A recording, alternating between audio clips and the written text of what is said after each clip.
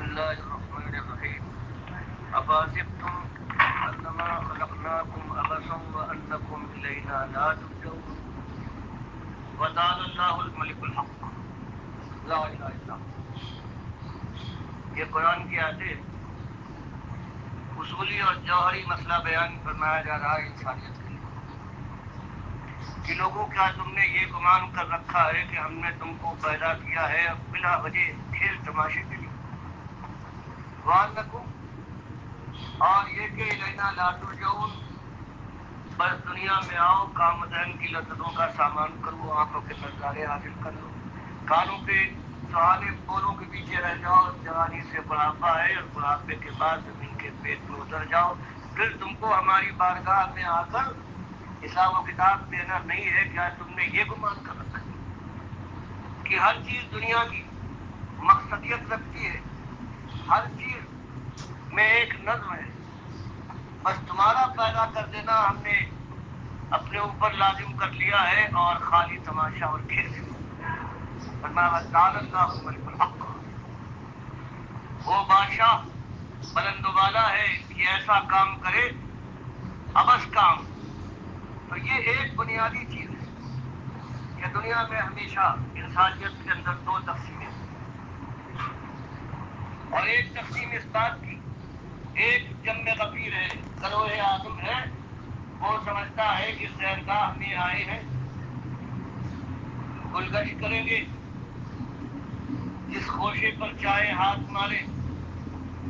جس پھولوں کی سیج پر چاہے سو جائے اس کے بعد کچھ نہیں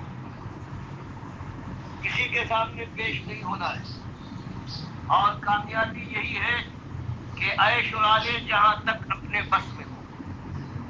اپنی منفعت اپنا فائدہ اپنی نگاہوں کے سامنے ہونا چاہیے کوئی اس پر پابندی کوئی قید نہ لگے الا یہ کبھی خطرہ پیدا ہو جائے کہ اس راستے میں پکڑ ہوگی اور نقصان سے بچا ہو جائے گا فرما ایک چیز دنیا کی اکثریت آئی ہے اس کی نگاہ کے سامنے ایک ہی چیز ہے کہ بس ہمیں وہ حاصل ہو جائے جو ہمارے دل میں آتا ہے کوئی ہم پر قید نہیں ہے ہم بااختیار ہیں اپنے دل کے مالک اور اپنے شوق کے لحاظ سے آزاد ہیں اور ایک کروڑ پروردگار نے پیدا فرمایا ہے اپنے انبیاء کو بھیج کر اپنی کتابیں نازل کر کے اور ان سے کہا ہے ہوش مندو تمہاری آنکھوں کے سامنے یہ صبح و شام ہے تم دیکھ رہے ہو ہوائیں چلتی ہے کبھی تند و تیز اور کبھی باد صبا کی طرح سے کبھی گھر کر بادل آتے ہیں اور ایسا برستے ہیں کہ مری ہوئی زمین یہ جی اٹھتی ہے اور ہر ایک میں مقصدیت ہے کبھی ایسا نہیں ہوا کہ نہ بادل گھر کر آئے نہ ٹھنڈی ہوائیں چلے اور بارش برسنے لگے پروردگار نے بعض زمین کے اندر آسمان سے متعلق ساری دلائل دینے کے بعد اپنی کتابوں میں یہ بتایا کہ ہر چیز میں تو مقصدیت ہے بس تم نے یہ سمجھ رکھا ہے کہ جو چاہے کر تو کرو کوئی تم سے پوچھنے والا نہیں ہے کوئی دن نہیں آئے گا حساب کتاب کا فرمایا دوسرا گروہ ہے جس کے سامنے یہی بات آتی ہے کہ اگر آج جوانی کا گرم سیال خون ہے اور معصیت کو جوانی میں تنے پھرتے ہو تو یہ جوانی ایک دن اس کی کمان اتر جائے گی اور پھر اس کے بعد چار کانوں کے محتاج ہو کر چاہے کلیل جوان ہو گرم سیال خون کے مارے پھٹے پڑتے ہو لیکن پھر تمہارا حال یہ ہو جائے گا کانوں کے محتاج ہوگے اور زمین کے پیٹ پہ تمہارا مسکن بنے گا اس لیے سمجھو کہ تمہارے پیدائش اور تمہارے وجود کا مقصد کیا ہے سب سے پہلے پروردگار عالم نے یہ دماغ سے یہ خناس نکالا کہ دنیا کی عام فضا میں ایک ہی معیار بن جاتا ہے کہ یہ دنیا کی زندگی ہے کوئی عیش سے گزار لے رہا ہے تو وہ کامیاب ہے اور اس کا طریقہ اور اس کا انداز ہے یہ قابل تکلیف ہے اللہ نے اسی بات کہ کیا دیوانے ہو گئے ہو افحسبتم کیا تم نے یہ گمان کر رکھا ہے انما خلقناکم عبثا ہم نے تم کو کھیل تماشے کے لیے پیدا کیا ہے وَأَنَّكُمْ إِلَيْنَا لَا تُرْجَعُونَ اور تم ایک دن ہماری بارگاہ میں حاضر ہو کر اپنی پوری زندگی کا کارنامہ پیش ہو جانے کے بعد اس کے جواب دو گے یہ نہیں دو. اور اگر تم سمجھتے ہو کہ آزاد ہو تو مالک فرماتا اللہ یہ تمہاری خام خیالی ہے. ایک مالک ایسا کام کرے. تو یہی ایک چیز تھی. یہی بات اللہ کے آخری نبی صلی اللہ علیہ وسلم سے مکے کی اس سرزمین میں جو عرب کی تاجدار زمین تھی جہاں مال و دولت کی ریل بیل تھی, جہاں سرداری کے تاج سروں کو نکلتے رہے تھے, جہاں راتوں کو سرگم کے تاروں کے اوپر جواریاں رقص کرتی تھی, جہاں حال یہ تھا کہ جہاں ممینہ کا شمس شروع ہو جائے تو راتیں بیت جائے اور سورج کب طلوع ہوا ہے یہ خبر نہ ہو. اور ساری جوانی اور جوانیوں کے لیے جب یہ آزادی ہو اور یہ سب کچھ میسر آتا اس کے اندر جب یہ آواز اٹھتی ہے اور یہ بات کہی گئی ہے کہ ہوش مندو دیوانے نہ بن جاؤ, کچھ اپنی جان کا خیال کرو. یہ اس کے بعد وہ دن آنے والا ہے کہ جب حساب و کتاب ہوگا اور اس کے بعد جو زندگی آنے والی ہے وہ نہ ختم ہونے والی ہے. اور دو انجام ہے, یا تو آگ لگے گی کہ بجھائے نہ پڑے گی, سلجھ جاؤ گے. موت کو آواز دو گے تو کہا جائے گا ایک موت نہیں ہے, موتوں کو پکارو اور موت کا یہاں کو تبدیلی. اور اگر سمجھو گے کہ مقصد کے لیے آئے ہو, تمہارا ایک نقطۂ نگاہ ہونا چاہیے کہ تم بندگی کی آزمائش میں ڈالے گئے ہو. کسی کو تم دے کر آزمایا گیا ہے اور کسی کو نہ دے کر. لیکن بات سب نے ایک ہی کہی کہ تمہارا کوئی حق نہیں تھا اس دنیا میں, نہ جس نے تم کو بھیجا ہے اس کی کوئی محتاجی تھی. سب کچھ تم کو دیا اور تم سے ایک بات مانگی کہ جس کا سب کچھ ہے نمک کھا لو, دیکھنا نمک حرانی ہے. اور ایک ہی نمک حرانی ہے اور وہ یہ ہے جس نے سب کچھ دیا ہے اس کے ساتھ اس کو اپنا آقا مالک ماننے کے بجائے کسی اور کو جو خود بھی بندہ ہے اس کو وہ حق دے دیا جائے جو ایک مالک کا ہونا چاہیے. اس کو ہزار انداز سے کبھی کہا گیا وما خلقت الجن والانس الا لیعبدون, ہم نے انسانوں اور جنوں کو کسی اور چیز کے تماشے کے لیے نہیں پیدا کیا ہے, ایک آزمائش میں ڈالا ہے اور وہ یہ ہے کہ ہماری بندگی. اور بندگی کے معنی یہ ہے کہ ہمیں مالک مانے جو ہم نے قید مقرر کر دی ہے اس کے اندر رہے, اس سے باہر جانے کی کوشش نہ کرے. کبھی غلطی ہو جائے واپس لوٹ آئے توبہ استغفار کر کے ہماری طرف پلٹے. کہیں یہ کہا گیا وَلَقَدْ وَمَا أَرْسَلْنَا مِن رَّسُولٍ مِّن قَبْلِكَ مِن رَّسُولٍ إِلَّا نُوحِي إِلَيْهِ أَنَّهُ لَا إِلَٰهَ إِلَّا أَنَا فَاعْبُدُونِ. فرمان انسانیت کو چھوڑیے, اس سے پہلے جتنے رسول آئے ہیں ایک ہی مقصد ان کی زندگی کا, ایک ہی آزمائش میں ہم نے ان کو بھی رکھا ہے. فرمایا ہر ایک کی طرف یہی وحی ہوئی کہ انہ لا الہ الا انا, یہ ہمارے رسول ایک بات پوری بات ہے جس امتحان میں آزمائش میں ڈالے گئے ہو کہ الہ میں ہوں کہنا تمہارا. مالک فرماتا فاعبدون, صرف میری بندگی ہو. بس اسی ایک مسئلے کے اوپر ساری انقلابات آئے ہیں کیونکہ جو آیا ہے اللہ کی طرف سے وہ اسی مسئلے کو صاف کر کے دنیا کو اپنے نفس کی بندگی اور دنیا کی بندگی سے ہٹا کر اللہ کے ایک مالک کی بندگی تک بلانے آیا ہے. اور اس کے سامنے یہی ایک بات رکھی گئی ہے کہ کہیں ایک کی تمہارے پاس دلیل ہو کہ کوئی ایسا ہے جس نے اور باتیں چھوڑو تمہارے بدن کا ایک بال تمہارے لیے مہیا کر دیا ہے, ہوا کا ایک جھونکا چلاتا ہے, بارش کی ایک بوند برسا سکتا ہے, تمہاری ماں کی چھاتی میں جو دودھ جمع ہوا تھا اس میں کسی کا ذرہ برابر نہیں ہاتھ رہے گا, تم نہیں بیان کر سکتے. کسی ایک چیز میں تم کسی اور مالک کا کسی اور ہاتھ کی نشانی ہی نہیں کر سکتے. تو اس کے بعد پھر یہی ایک راستہ ہے جس کا احسان ہے تمہارے اوپر, اس کو محسن مانو. جس کا نمک کھاتے ہو اس کے نمک حلال بن جاؤ. ایک ہی مسئلہ تھا اور اللہ تعالیٰ نے اسی بات کو اپنے آخری کتاب کے اندر آخری رسول کے ذریعے سے جب واضح کیا ہے. مکے کی سرزمین میں یہی بات جب آئی ہے تو چہرے بگڑے ہیں کیونکہ یہ انقلابی چیز ہے. اگر نظریہ یہ ہو کہ ہم جواب دہ نہیں ہیں, ہم تو اپنے دل کے مالک ہیں, ہم پر کوئی قید لگانا یہ ہمارے اوپر ظلم ہے, تو اس کے بعد پھر انسان کس قدر آزاد ہو سکتا ہے. پھر ہر چیز جو وہ چاہے گا کرنے کی کوشش کرے گا, الا یہ کہ راستے میں ایسی رکاوٹیں پیدا ہو جائے جو مجبور ہو جائے یا ڈر ہو اس کو کہ اس سے نقصان پہنچے. ورنہ پھر کسی آبرو کو اگر موقع مل جائے تو وہ آبرو کو بات کیوں کرے گا, اپنی خواہش کو پورا کرے. کسی کا مال کھانا ہے, کسی کا خون بہانا ہے تو کیوں نہ کرے گا. اگر اس کو یہ خطرہ نہ ہو کہ کوئی آنکھ دیکھ رہی ہے اور اس کے بعد پھر نقصان بھی پہنچ سکتا ہے. بس ایک ہی مسئلہ ہر جگہ مختلف انداز سے اللہ تعالیٰ نے ہر کتاب میں یہی ایک بات کہ تم آئے ہو تو آزمائش میں ڈالے گئے ہو کھیل تماشے کے لیے، اور دنیا کے اندر رہنے کے بعد اٹھ جانے کے بعد معاملہ ختم ہو جائے اس کے لیے نہیں آئے ہو۔ اور یہ بات جب اٹھتی ہے کہ اللہ کے تم بندے ہو اور اس کی قیدیں ہیں، اس کے احسان میں دبے ہوئے ہو، اس کا نمک کھاتے ہو، دیکھنا نمک حرامی نہ کرنا، تو یہ سارے ماتھوں پر بل پڑ جاتے ہیں۔ بادشاہ سلامت اپنی چلا رہے ہیں، جو چاہتے ہیں کرتے ہیں، تو ان سے یہ کہا جائے کہ حضرت آپ کو یہ اختیار نہیں ہے، آپ تو بندے ہیں، آپ تو کسی کا نمک کھا رہے ہیں اور آپ اس طرح سے سرکشی اور سرفرازی کا دعویٰ کرتے ہیں۔ تو بتائیے بادشاہ کے ماتھے پر اگر شکست پڑ جائے تو رد عمل کس طرح شریف ہوگا؟ یہ سود کھانے والا سود کھار ہے جو آبرو بھی خریدتا ہے اور جان اور مال کا بھی سودا کر لیتا ہے۔ اب اس سے کہا جائے کہ یہ تم سارا حرام کھانے والے، سود کے کاروبار کرنے والے، مال و دولت کو آ جائے تو اس کے بعد اللہ کے بندوں کا شکریہ ادا کرنے والے اور شام سے گزرتے ہو اپنے مال و دولت کی گرمی سے ایسے معلوم ہوتا ہے کہ تمہارا سینہ پھٹ جائے گا۔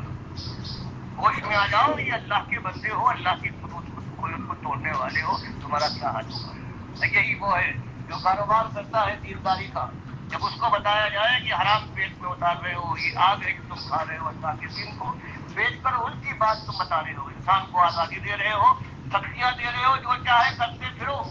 ایک تو بالکل تم سے نہیں ہوگی، باقی جن کے تم دامن گرفتہ ہو وہ تمہاری مدد کریں گے، بس ان کی نظر نیاز، ان کی پکاریں کرو اور ان کو خوش کرنے کی کوشش کرو، پھر کوئی بالکل بے فکر ہو جاؤ، جاؤ سر پر جاؤ، شیطان پیٹ ٹھوکتا ہے برخودار، بالکل صحیح ہی راستہ ہے۔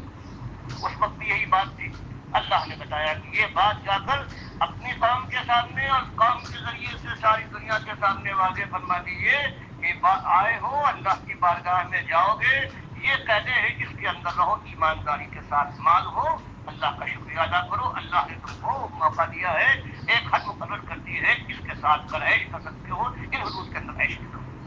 لیکن حدود سے آگے نہیں جاؤ گے۔ تنگی میں تم کو ہاتھ مارا گیا ہے، بجائے اس کے واویلا کرو، ایمان کو بیچنے لگو، چوری کرنے لگو، بے ایمانی کرو، سود کا کاروباروں کے ساتھ بن جاؤ، فرمایا اس کے بعد صبر کے ساتھ جمے رہو۔ ایک ہی بات جب یہ کہی گئی ہے اور جب بھی کہی گئی ہے بس اسی وقت سے رد عمل شروع ہوا ہے، کشمکش برپا ہوئی ہے، اور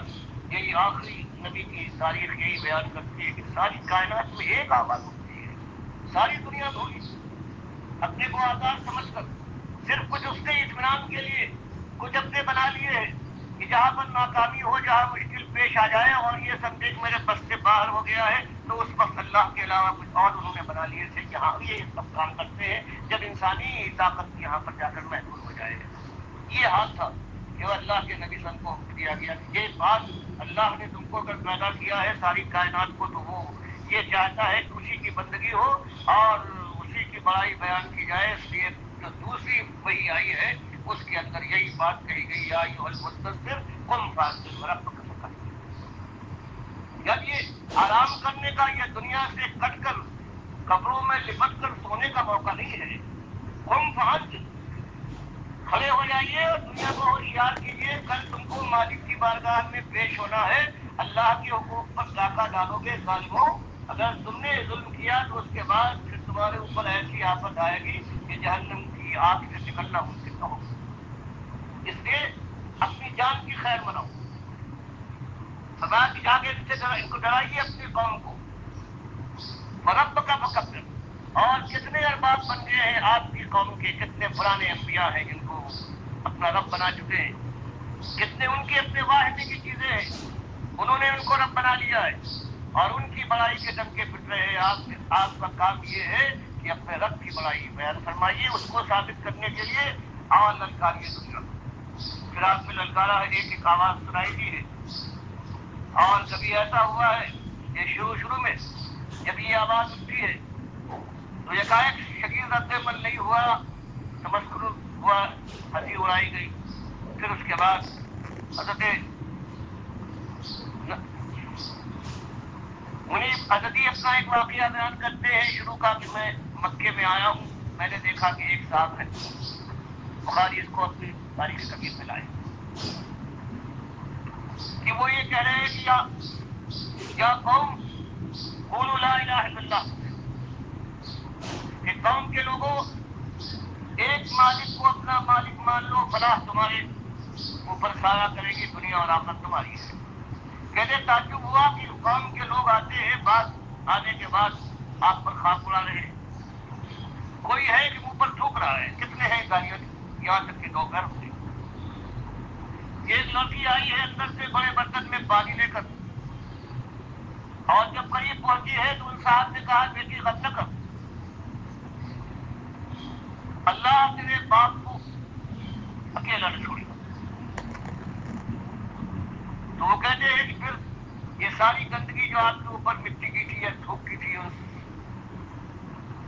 صاحبزادی نے اسے صاف کیا۔ کہتے میں نے پوچھا کہ یہ کون صاحب ہے جن کے ساتھ ان کی قوم اس بات کے اوپر یہ سلوک کر رہی ہے کہ یا قومی عبد اللہ قولوا لا الہ الا اللہ تفلحوا۔ بس لوگوں نے بتایا یہی نئے پیغمبر ہے، یہ عبداللہ کے بیٹے جن کے ساتھ یہ معاملہ ہو رہا ہے۔ میں نے پوچھا یہ لڑکی کون ہے؟ کہا ان کی بیٹی ہے زینب۔ تو یہ بات پہنچی گئی ہے، لیکن اللہ نے فرمایا کچھ ہو جائے بھی 2-3 سال اور گزرے تھے کہ قریب کہ جوان مردوں نے جہاں کمزور اور غلام لوگ تھے جن سے کہا گیا کہ اللہ کو اکیلا مالک مان لو، تو اصل کے لحاظ سے تم ساری غلامیوں سے آزاد ہو جاؤ گے، ایک کے غلام کرنے سے۔ تو جہاں بلال حبشی نے قبول کیا، خباب ابن الرتائے زنجیرائی یا دوسرے زبینہ ہے یا خاندان یاسر رضی اللہ تعالیٰ عنہ ہے، ورنہ وہاں پر عام جو قاعدہ ہے اللہ کتاب بیان فرماتی ہے کہ جوان خون ہوتا ہے یہ انقلابی دعوت کو قبول کرتا ہے، اگر بات سمجھ میں آ جائے۔ قرآن نے ہمت بڑھائی ان کی اور کہا کہ اگر تم کو اللہ نے آج توفیق دی ہے اور تم میں ایسے ہیں کہ بڑے بڑے گھر امیر گھروں کے تم سازگار ہو، شہزادے ہو، لیکن مسئلہ ایک ہے، جانا تم کو بھی ہے، اپنی گدی سے اٹھو یا اپنے خزانے کے اوپر سے تم کو اٹھایا جائے۔ جانا مالک کے یہاں ہے، فیصلہ اسی ایک بات پر ہوگا کہ جس کا کھاتے تھے اس کے تم فرما بردار تھے، یا جس نے تم پر کچھ بھی نہیں کیا ہے تم اس کے بندگی کرنے والے تھے یا اپنے نفس کے غلام تھے۔ تو یہ آواز اٹھتی ہے اور اٹھتی گئی ہے، یہاں تک کہ عالم یہ ہو گیا ہے کہ جہاں یہ کمزور اور غلامی کی زنجیروں میں جکڑے ہوئے کچھ لوگ ایمان لائے ہیں، وہاں جوانوں کی ایک مضبوط جماعت تیار ہو گئی ہے آہستہ آہستہ، اور ان کی اکثریت ہے وہ قریش کے بڑے کھاتے پیتے اور رئیسوں کے بیٹے ہیں۔ مثلاً کئی مسلم نومیر ہیں، خاندان بنی سلطان کے مطلب باپ کی وفات ہو چکی ہے، ماں خناس ہے، عرب کی لکھپتی خاتون ہے، اپنے بیٹے سے ایسی محبت کرتی تھی کہ اگر کبھی نکلتے تھے تو غلاموں کے پرے کے پرے ان کے ساتھ ہوتے تھے۔ اللہ کے نبی صاحب ہجرت کے بعد ترمذی روایت لاتے ہیں محمد ابن کعب القرظی کی کہ یہ آئے ہیں اس حالت میں مصعب بن عمیر رضی اللہ تعالیٰ عنہ کے ان کے بدن پر ایک ہی چادر تھی، اور وہ بھی اس قدر بوسیدہ اور پھٹی ہوئی کہ اس پیون لگے ہوئے تھے، اور وہ بھی چادر کے نہیں بلکہ پوستین کے یعنی کھال کے کچھ ٹکڑے تھے۔ اور اللہ کے نبی صلی اللہ علیہ وسلم نے دیکھنے کے بعد خوشی سے آپ کی آنکھوں میں آنسو جھلک آئے، اور آپ نے فرمایا کہ یہ وہ جوان ہے کہ اس سے زیادہ عیش کسی جوان نے قریش کے نہیں دیکھا ہے۔ آج اس کا یہ عالم ہے، بدن پر اس کا ایک ہی چادر وہ اس قدر پھٹی ہوئی ہے، اور اس کا عالم یہ ہے کہ کس اطمینان کے ساتھ، اور اسی ایک چادر کے اندر جو بخاری مسلم کی جگہ جگہ پر سے آتی ہے، جب یہ شہید ہوئے ہیں اور نبی صاحب نے فرمایا ہے کہ شہداء کو کوئی نیا لباس اور کفن نہیں ملے گا، ان کی اپنی چادر میں ان کو دفن کر دو۔ تو جو دفن کرنے کا انتظام کر رہے تھے وہ صحابہ پہنچے ہیں، اور کہا ہے کہ مشکل یہ پیش آئی کہ مصعب بن عمیر کے بدن پر اس احد کی جنگ میں ایک ہی چادر تھی، اور وہ اتنی چھوٹی ہے کہ جب ان کے لاشیں کو ہم بند کرنے کے لیے سر ڈھانپ دیں تو پیر کھل جاتا ہے، اور پیر ڈھانپ دیں سر کھل جاتا ہے۔ تو اب کیا کریں؟ اللہ کے نبی صلی اللہ علیہ وسلم نے فرمایا سر کو ڈھانپ دو ان کی چادر سے، اور پیر پر اس کی بات والیوں سے منتخب کر دو۔ اور اس جوان رانا اور سب سے زیادہ عیش والے کو جب اللہ کے نبی صلی اللہ علیہ وسلم کی اس دعوت کے ذریعے سے یہ خیال ہوا اور چل گیا دل کے اندر کہ کامیابی آج نہیں، کامیابی کا دن آنے والا ہے۔ تو اس نے اپنے ساتھیوں کے ساتھ ابھی 2-3 سال دعوت کو عام ہوئے، مدینے مکے میں ہوئی تھی، 5واں سال ہے کہ 100 کے قریب ایسے ہی جوان مرد ہیں جب ایمان لائے ہیں، اور ان سے یہ بات ممکن نہیں تھی کہ اپنے عیش کا خیال کریں، اپنے خاندان کی بڑائی کا ان کا معاملہ سامنے ہو کہ جن گودوں میں ہم پالے گئے ہیں کیا کہنا ان کی ٹھنڈک۔ لیکن ایمان کے بعد ہر جگہ بجائے اس کے کہ ماحول کے ساتھ سازگاری حاصل کرنے کے لیے بات نہ بنے، ہر جگہ ایک کشمکش برپا ہو گئی ہے ہر طرف سے۔ اور اس کے بعد یہ عالم ہو گیا ہے کہ مکے کی زمین ان شہزادوں کے لیے تنگ ہو گئی ہے، اور ان سے کہا گیا کہ اللہ کے بندو اگر ایمان کی صحیح قدر تم نے پہچان لی ہے تو ملک چھوڑ دو، حبش نکل۔ اور اللہ تعالیٰ ان کے سامنے معاملات لاتا ہے کہ یہ نئی بات تمہارے لیے نہیں ہے، ایمان کے لیے اصلی معاملہ اسی کے اوپر تمہاری کامیابی کا انحصار ہے۔ آج ہو سکتا ہے کہ کامدہ کی لذت کا سامان میسر آ جائے، اگر تم باطل کے ساتھ مطالعات کر لو، اس کے ہاتھ میں ہاتھ ڈال دو تو ہو سکتا ہے، لیکن آخر کار حال یہ ہوگا کہ میری بارگاہ میں آؤ گے اور اس کے بعد پھر تمہاری خیر ہے۔ اور ان کی ہمت بنانے کے لیے کبھی مالک نے کہا کہ جب کبھی یہ بات اٹھتی ہے، یہ سارا نظام کائنات ہے، یہ اللہ کی بندگی پر مرتب ہونا چاہیے، کہیں اس کے اندر کسی اور کی خدائی کا کوئی موقع نہیں ہے۔ مجھے سمجھدار ہے جو اللہ کی چادر پر ہاتھ ڈال کر اپنے انہوں نے اور لیا ہے وہ بھڑک اٹھتے ہیں، اور کیونکہ ان کے پاس طاقت اور قوت رکھتے ہیں، بلکہ چاہے شدید ہوتا ہے تو مالک نے فرمایا کچھ ہو جائے، اگر آج کا موقع ہے کہ اپنی ساری یادوں کو تم تحت نحس کر دو تو کوئی بات نہیں، یا عبادی الذین آمنوا ان ارضی واسعہ فإیایا فاعبدون۔ اگر جوان مردوں اس طرح سے اصحاب کہف نے آخر رئیسوں کے بیٹے تھے، جوانی میں قوم کے خلاف آواز لگائی ہے کہ بستہ جب ایک ہی ہے بہو کہ اللہ کی بندگی کا ہم کو مظاہرہ کرنا ہے، کسی اور کی بندگی ہمارے لیے لائق نہیں ہے، تو اس کے بعد اب تم اللہ کے علاوہ کسی کے غلام ہو جاؤ۔ اس لیے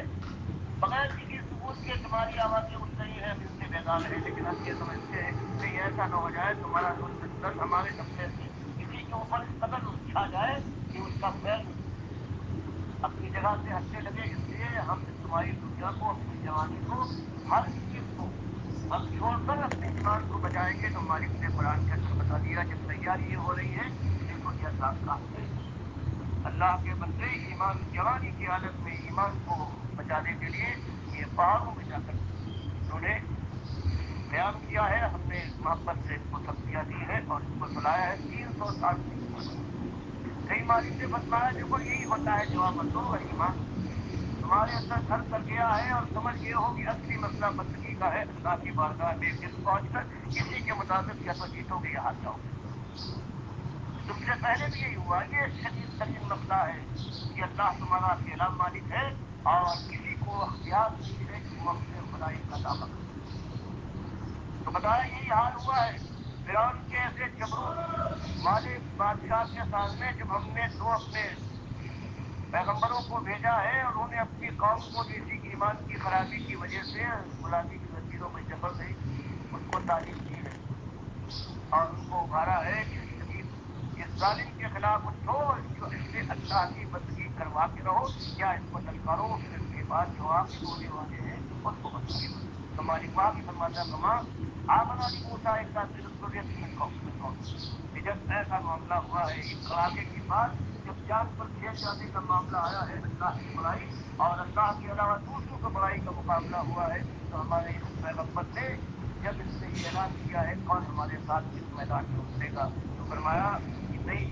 کوئی تیار نہیں ہوا سوائے ایک گروہ تھا نوجوانوں کا ضروریت۔ یہ انتہائی خوف تھا، معاملہ یہ تھا کلا خوف من فرعون وملئہ ان یفتنوا، کیونکہ جانتے تھے کہ جب توحید کی دعوت دی جائے گی تو فرعون جو خود الوہیت کا دم بنتا ہے، بادشاہت کا ٹھاٹ مارتا ہے، وہ اور اس کی ساری طاقتیں ملا کر آ جائے گی اور سختیاں مصیبتیں قیامتیں امت آئے گی۔ تو مالک فرماتا ہے کچھ جوان تھے، انہوں نے کہا تم کو جائے کرے بھائی بادشاہ کے پاس، اور یہاں کی بات کہی اللہ نے اب جو جا رہے تھے یہ بات ایک ہی ہے کہ اللہ کے پاس تمہیں جانا ہے اور اللہ سے یہاں ایک ہی چیز تمہارے کام آئے گی کہ تم نے ہر حال میں تنگی ہو یا فراخی ہو تم نے اللہ کی بندگی کی تھی تب جا کر یہ آپ دیکھتے ہیں ہمت بڑھتی نہیں ہے اور اللہ نے ہمت بنائی ہے کہ بس چلے رہو کہیں جانے کے بعد یہ نہ ہو مصالحت کی بات کبھی نہ سوچ کرو بات یہی ہو اور ایک ایک چیز جو راہ میں مزاحم ہوتی ہے دلیل سے اس کو غلط ثابت کرنے کی کوشش کرو اپنے عمل سے اپنے ساتھیوں کی زندگی سے اس کا ثبوت ہو کہ تم جو بات کرتے ہو تو سامنے جو تمہاری دعوت ہے وہی تمہارا کہنا ہے اور وہی تمہارا عمل ہے پھر آپ جانتے ہیں ہر جگہ پر چاہے وہ عقیدے کا معاملہ ہو چاہے وہ زندگی کے اندر رہن سہن کا معاملہ ہو چاہے وہ عبادات کا معاملہ ہو چاہے وہ معاملات کا ہو چاہے وہ اور کسی قسم کی زندگی سے کا کوئی معاملہ ہو تب ہر جگہ پر بس تکرار ہی تکرار اور جہاں تک جب یہ حالت یہ ہو گئی کہ مکے کی زمین ایسی انگارہ بن گئی ہے تب بھی مالک نے ہمیشہ ہر ایک کو یاد دلایا اب ہجرت کا مقام اب ایسا ہو گیا ہے کہ مکے کی زمین میں تمہارے لیے رہنا ممکن نہیں ہے تو سمجھ لو ہمارے یہاں جو قیمت ایک شخص کی ہے ان الذین آمنوا والذین ہاجروا وجاہدوا فی سبیل اللہ اولئک یرجون رحمت اللہ واللہ ہماری رحمت کا وہی خاصدار ہو سکتا ہے صحیح معنوں میں اور بخشناک یہ ہے وہی شخص اور یا وہ گروہ الذین آمنوا جو ایمان لائے اور ایسا ایمان الذین آمنوا والذین ہاجروا ایمان کے بعد فوراً ہجرت کا معاملہ فرما دیا کہ ایسا ایمان ہو کہ زندگی کا ثبوت دے اور اس کے بعد ایمان کی دعوت دے کر ایک ایک ایمان کی ترازی کو واضح کرنے کے بعد دنیا کے اوپر اتمام حجت کرنے کی کوشش کرے اور یہ بات ایسی ہے کہ بس جنگ سے ہو جائے فرمایا پھر اس جنگ سے گریز نہ کرے اور اس کے بعد ہجرت کا موقع ہو آئے ہجرت کرے چھوڑ دے ایمان کے لیے اور اس کے بعد کمر بستہ ہو کر اللہ کے لیے فلاح کو ہاتھ میں دے اور جامع دنیا کو بدلنے کی کوشش کرو تو یہ ایک پورے قرآن کا یہی ایک کہ ایمان کی آزمائش میں ڈالے گئے ہو اللہ کو اپنا اکیلا مالک مان لو انداز بتایا ہے اللہ نے اپنی کتاب کے ذریعے سے اور اپنے رسول سنت اور تفصیل سے جو آپ نے اپنی زندگی میں اس کی تفصیل بنوائی ہے اور اپنے ساتھیوں کو جمع کیا ہے اپنے شاگردوں کو اور پھر مالک کو للکارا ہے حالات کے لحاظ سے بس چھڑ گئی ہے جنگ ہر مقام کے اوپر پھر مارے گئے ہیں نکالے گئے ہیں کالے گھوڑے جلائے گئے ہیں فاتحہ کھڑی کی گئی ہے اور سب کچھ ہوا ہے لیکن اللہ کے بندوں نے جب نگاہ ڈالی ہے کہ انجام کو بخیر کرنا ہے ایمان رکھنا اللہ ہی کے سارے احسان ہیں تب جا کر وہ جمے رہے ہیں اور پھر آج بن رہے اور کل احد ہے اور چند سال گزرے تھے فتح مکہ کا معجزہ سنا دیا پروردگار عالم نے اور پھر 10 سال پورے نہیں ہوئے تھے کہ مسجد مقدس میں دو سب سے بڑے بلاک تھے جیسے آج ہے کسرا اور قیصر کے ان کے خزانے مسجد کے پیچھے بند پڑا ڈال دیے گئے اور اس وقت ساری دنیا کی دولت آ رہی تھی مسجد نبی میں اور اس وقت عالم یہ تھا یکتے انجام سے باخبر لوگوں کا کہ وہ مسجد تھی اور کھجور کے پتوں کی مسجد نہیں کھجور کے تنوں پر ستون تھے زمین کے اوپر نہ ایک چٹائی تھی نہ ایک خادم تھا یہی سنگریزے تھے یا مٹی تھی اور یہ عمر بن خطاب رضی اللہ تعالیٰ عنہ کے زمانے کی آخری تک یہ حال رہا ہے پھر نگاہ کرتے رئیس سے رئیس تھے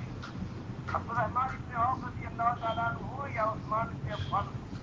کہ ان کے قافلے تجارت کے اگر نکل جائیں تو شہر آباد لیکن عالم آفت سے طلب نہیں ہے عالم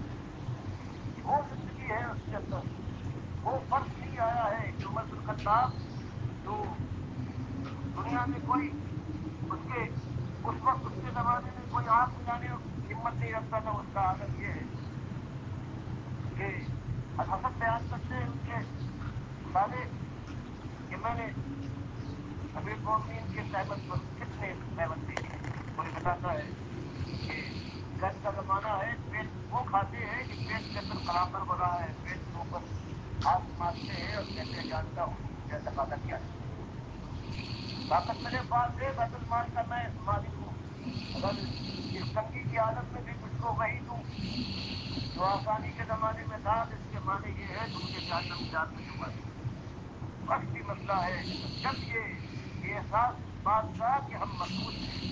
اللہ کی بارگاہ میں پہنچ کر جواب دہی کرنا ہے، اور اس کے بعد یا تو آگ لگے گی اور یا جنت کی بادشاہی کا وہ تاج ہے کہ سر کو ایک مرتبہ صرف دینے کے بعد اس سے کبھی نہ اترے گا۔ تو آج بھی وہی مسئلہ ہے، وہی جواب، جب تک کہ یہ ایمان اس انداز سے ایک ہی مالک کے احساس ہے، وہی ہمارا آقا ہے، اور وہ اس وقت خوش ہوگا جب اپنی ذاتی زندگی سے بھی اس کی بندگی اور فرما برداری کا ثبوت دے دے، اور اس کی بندگی کی طرف دنیا کو بلائے، اور اس راستے میں رکاوٹوں ڈالنے والوں کی آنکھوں میں آنکھیں ڈالے، اور آخر کار اپنی سر اور اپنی ہر چیز کی قربانی دینے کے لیے اس راستے